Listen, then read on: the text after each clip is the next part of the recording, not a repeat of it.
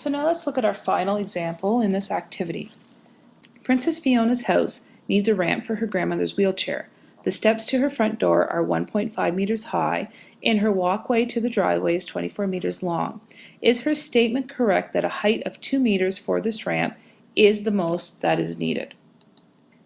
Princess Fiona also knows that a 1 to 12 ratio of height to length is recommended for wheelchairs. It can't be too steep because you want to make it easy for the person to make their way up it.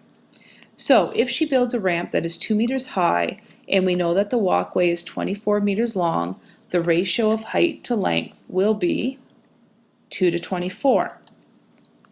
We know that the acceptable ratio is 1 to 12, so we want to see, are these equivalent ratios? 2 over 24 and 1 over 12. Princess decides to use cross multiplication to check to see if they are. 1 times 24 and 2 times 12. We get 24 is equal to 24. So since the two ratios are equivalent, Fiona is right. 2 meters height for the ramp is high enough for a walkway of 24 meters. So since her steps are less than 2 meters high, the incline of this ramp will be less steep and even easier to push her grandmother's wheelchair up. And now, looking at these ratios, you may have noticed that if we take the first one and divide by 2 to put it into lowest terms, we would have ended up with 1 to 12.